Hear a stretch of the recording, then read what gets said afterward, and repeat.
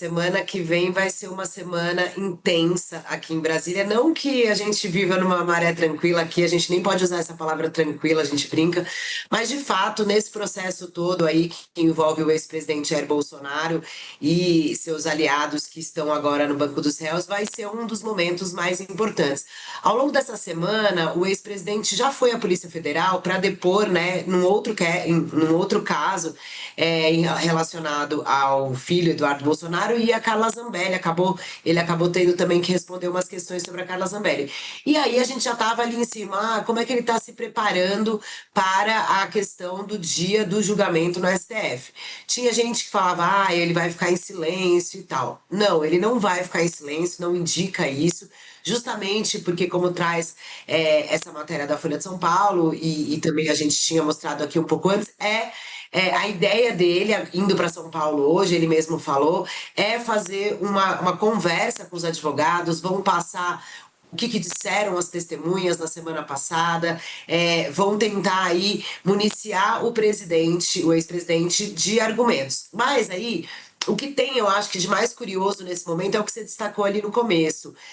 Sakamoto, vai ser a primeira oportunidade que a gente vai ver ali, né, o ex-presidente Jair Bolsonaro com o seu ex-ajudante de ordens, Mauro Cid, que é o delator, né, dessa trama golpista. Então, o Cid prestou uma série de depoimentos à Polícia Federal, dizendo e contando, dando alguns detalhes sobre o que pensava o ex-presidente Jair Bolsonaro depois da derrota eleitoral em 2022. Cid, que era subordinado ao Bolsonaro, evidentemente, ele é um militar, tá afastado, tá nessa questão, a delação dele, ela só vai ser homologada no final desse processo, então a gente ainda não sabe que benefícios o Cid vai obter ou não depois no final desse processo, mas o fato é que Cid foi o autor de diversas dessas informações que hoje fazem parte da denúncia da PGR, que foi aceita pelo Supremo Tribunal Federal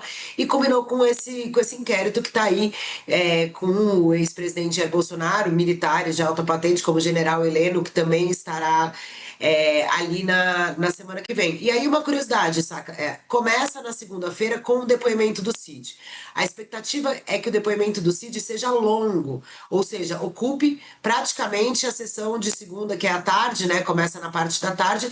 Então, praticamente, a expectativa aqui é que na segunda-feira a gente ouça apenas o Cid. Talvez até na terça ainda continue ouvindo o Cid. E nessa fase do processo, todos os réus vão ter que escutar tudo, não podem sair da sala, tem que ficar lá. E aí, pela ordem que se foi colocada ali alfabética para esses depoimentos, o Bolsonaro, a expectativa aqui, o que dizem ali os advogados, inclusive, a expectativa é que o depoimento dele, né, a oitiva ali dele seja na quarta-feira, ou na terça, enfim. E aí deve durar tudo isso até sexta-feira, pelo menos é aqui com essa estimativa que a gente tem trabalhado. Então, é uma semana que a gente vai ver uma etapa desse processo do julgamento do golpe muito importante, saca? Então, convido a todos a acompanharem a cobertura aqui no UOL, que a gente está se preparando para mostrar tudo. Vai ter, diferente de como foi nas testemunhas, vai ter transmissão ao vivo do canal do Judiciário, mesmo do STF, e a gente vai estar transmitindo aqui também, vai mostrar os principais recortes, enfim, vamos trazer análise com certeza. Então, vai ser um dia, uma semana, né, eu diria, importante no andamento desse processo. Carla, antes de passar para o professor Corbo, né, só puxar uma coisa que você falou que dessa vez vai ter transmissão ao vivo pela TV Justiça, pelo canal da Justiça, né?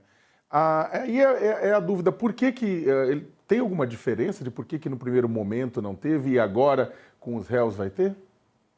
Então, eu não sei te responder certinho, saca, se tinha alguma coisa a ver, porque por se tratarem de testemunhas, né?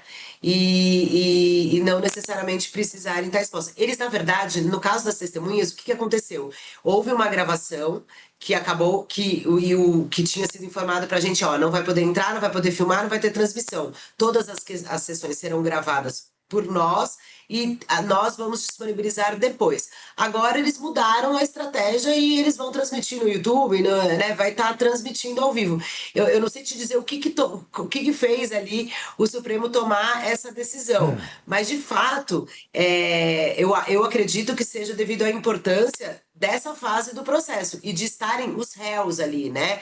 O direito de que a gente possa, o cidadão comum, se quiser acompanhar o processo, ver o que o réu está falando, que é uma figura no processo, mas aí eu acho que o Wallace pode saber se talvez uma eventual resposta, que é diferente nesse processo todo do que testemunhas apenas, né? Eu acho que pode ter tido um pouco relacionado a isso, apesar de que os depoimentos das testemunhas foram disponibilizados depois na sua integralidade. Foi uma questão só da temporal mesmo, de ser ao vivo ou não. É isso que mudou de um para o outro, saca? O Wallace Corbo, advogado, professor da FGV Direito. O Wallace, até puxando o gancho que a Carla jogou para ti, com relação a isso, tem alguma diferença nesse sentido, né, das transmissões das testemunhas que foram arroladas pela defesa e pela acusação e dos réus em si com relação à transmissão ao vivo? E eu também já te pergunto o seguinte, o Mauro Cid, o tenente-coronel Mauro Cid, o ex-ajudante de ordens de Jair Bolsonaro, o ex-faz tudo, vai ser o primeiro a depor. Esta ordem é uma ordem exatamente por ele ser o delator? Boa tarde, Sakamoto. Boa tarde, Carla. Boa tarde, os assinantes do All News que nos assistem.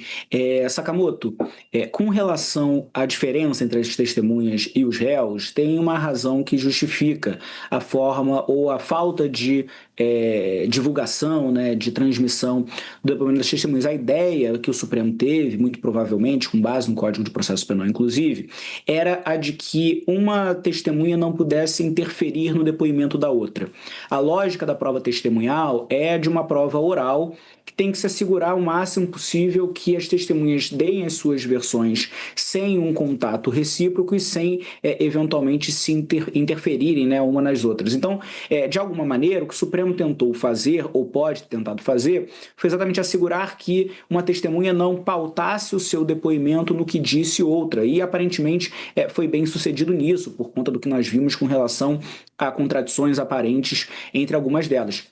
Obviamente a prova não é secreta, logo depois, recentemente, essas gravações, os vídeos, os depoimentos foram disponibilizados, inclusive, ao público. Com relação aos réus, a preocupação do Supremo pode ser menor, tendo em vista especialmente o fato de que o réu não tem nenhum dever específico com a comprovação da verdade, com a demonstração dos fatos. O dever do réu primeiro, o réu tem o direito, inclusive, de mentir, então não existe exatamente uma preocupação, talvez não existe uma preocupação do Supremo com relação a esse risco de contaminação recíproca. Certamente também o fato de nós estarmos diante de um caso de alta relevância contribui para o Supremo transmitir essa parte desses depoimentos, transmitir a oitiva dos réus nesse momento.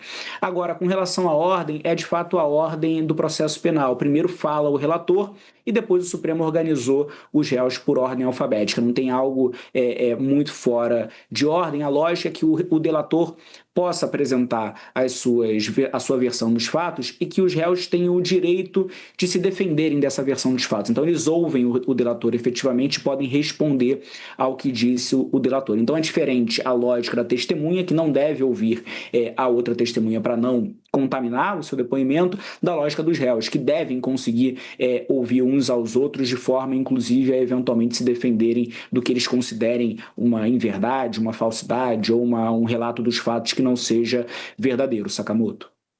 Eu vou até avançar, porque a gente está com pouco tempo com o Dr. Corbo, só que eu vou perguntar uma coisa para a Carla antes, com relação à questão do depoimento ainda, depois eu vou avançar com Carla Zambelli para o Dr. Corbo, que é a questão, Carla, que até matérias dos nossos colegas da Mariana Holanda, da Folha de São Paulo, apontou que Bolsonaro afirmou, né, como a gente até comentou na escalada, que não irá lacrar no STF e pediu para todo mundo assistir o depoimento, aproveitando, inclusive, que ele vai ser televisionado, né?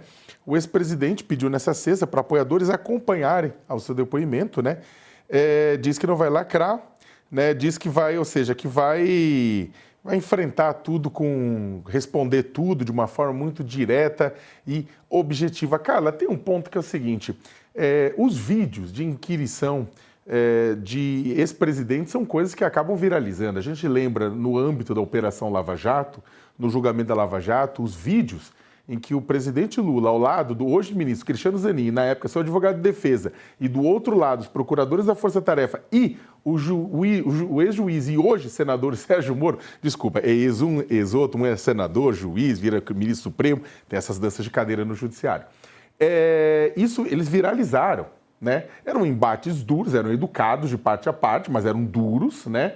Mas eles viralizaram, né? E foram usados tanto por apoiadores quanto por detratores de Lula. Bolsonaro espera, então, com isso, que o seu depoimento seja também uma peça de pressão pública dos seus apoiadores contra o Supremo? Com certeza, Saque, mais do que isso, né? A gente conhece já, não é de hoje, essa tropa dos recortes, né, na internet e a gente fala aqui muito, né, que a direita tem uma eficiência maior do que a esquerda nessa questão. Então, o ex-presidente está acostumado a dar entrevistas, por exemplo, para, né, a gente teve aqui a nossa, que foram 2 horas e meia mais ou menos, e ele tem lá uma equipe que está acostumada a fazer os recortes. Se a gente for imaginar que agora, nesse momento, e amanhã e domingo, a previsão é que ele continue em São Paulo, com os advogados, com aliados políticos, já a denúncia foi feita, ele sabe do que ele está sendo acusado, né? Então, ele está preparando respostas, sim, que sabe. Ele diz que não quer lacrar, porque ele vai, claro, e ele está sendo orientado com certeza pelo Dr. Celso Pilardi, que foi escolhido para a defesa justamente por ter uma interlocução com ministros do Supremo Tribunal Federal, ter ali a institucionalidade, né, representada, digamos assim, na figura do Dr. Celso Pilardi, mas o Bolsonaro vai estar preparado, no mínimo, para responder com frases que permitam recortes nas redes, porque é óbvio e evidente que ele vai negar, né? E aí a gente vai ver, que eu acho curioso, saca? A figura do Cid, que era o ajudante de ordens que obedecia o Bolsonaro, né? Então a gente vai ter essa contradição logo de cara. E é muito curioso, porque eles eram bastante próximos no governo e eles estão, por determinação judicial, sem se ver e sem se falar há muito tempo. Então, as pessoas não sabem como é que vai ser essa reação. E se a gente for lembrar o que aconteceu nos advogados durante a aceitação da denúncia, na defesa, na manifestação dos advogados dos réus da denúncia, cada um cuidou do seu cliente, cada um buscou defender o seu quadrado ali. Então, o general Heleno, com o seu advogado, dizia ali que não sabia. Todos esses que hoje estão no banco dos réus, cada um está se defendendo, não está defendendo o Bolsonaro, né? E, em última instância, o chefe supremo das Forças Armadas e do país naquele momento, que estava aí, segundo o delator Mauro Cid, e que não se conformou com a derrota e pensou em planejar golpe, é Jair Bolsonaro. Então quase que todos os dedos vão apontar para ele, evidentemente, e ele sabe disso. E ele vai passar esse fim de semana se preparando para ter respostas, eu não tenho nenhuma dúvida, saca? Para fazer recortes. Ele pode dizer que não quer lacrar, mas que ele quer capitalizar o que ele vai falar, né, durante o depoimento dele, eu não tenho a menor dúvida de que ele vai se preparar para isso, a tropa dele toda também. Obrigado, Carla. Antes de passar para o Dr. Corbo, eu queria, na verdade, fazer um comentário sobre isso, agora, não como apresentador, mas como colunista aqui do UOL também, que é o fato, né, que eu não poderia deixar passar o fato de que o Bolsonaro está vindo para São Paulo e está ficando alojado no Palácio dos Bandeirantes, na sede do governo de Tarcísio de Freitas. Para quê? Para se preparar quanto à defesa sobre uma tentativa de golpe de Estado. Né? Novamente, né, no intuito de se tornar sucessor político de Jair Bolsonaro, de herdar votos do bolsonarismo, de conseguir o apoio do ex-presidente Jair Bolsonaro para ser alçado à condição de candidato à presidência da República, o governador Tarcísio de Freitas se expõe, né, contribuindo, ajudando, não com um parceiro político, mas ajudando para alguém que tentou um golpe de Estado e foi mal sucedido.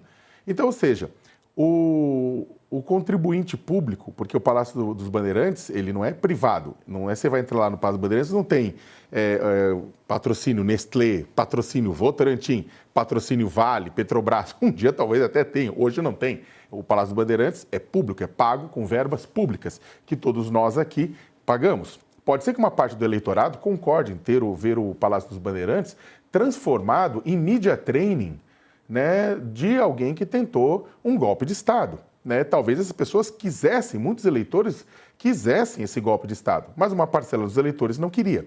Não queria o golpe de Estado e certamente não quer que os recursos dos seus impostos sejam utilizados para que a sede do governo paulista, que tem problemas grandes para resolver no campo da segurança, da educação, da saúde, do transporte, da moradia, da cultura e por aí vai, seja utilizado para que esses recursos, mesmo que uma pequena parte deles, seja utilizado para hospedar um ex-presidente. Para quê? Para fazer um media training numa tentativa de defesa de golpe. Né? Ou o Palácio dos Bandeirantes, né? Ou seja, Tarcísio, num intuito eleitoral, né? Num cálculo eleitoral, o Tarcísio transforma a sede do governo de São Paulo em QG de defesa do golpe. Né? Então é o seguinte, é uma coisa que todo mundo vai falar, não, mas é o pedágio que ele tem que pagar. Pedágio caro esse, né?